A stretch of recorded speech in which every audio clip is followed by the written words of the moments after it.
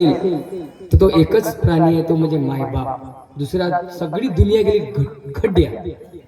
असा जर विचार मुलांना केला तेव्हाच तुमचं सार्थक होईल, तेव्हाच तुमची सेवा आयुष्यभर करतील तुमचे मुलं. तोपर्यंत नाही. जाणीव होऊ द्या की मायबाप किती महत्वाचे आहे.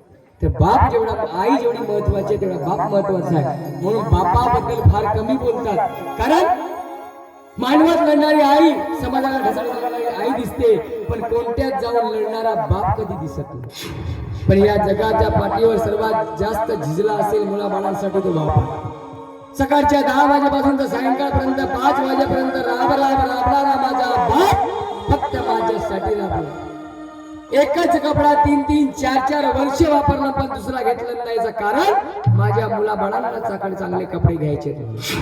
एकच बन्यान, शेदरे पडलेली बन्यान वापरला, पण आपल्या पोराला कधीच कपड्याला कमी पडू दिली नाही. असा तो माझा बाप. त्या आपल्या जन्मदात्या बापाला सुद्धा विसरू नका.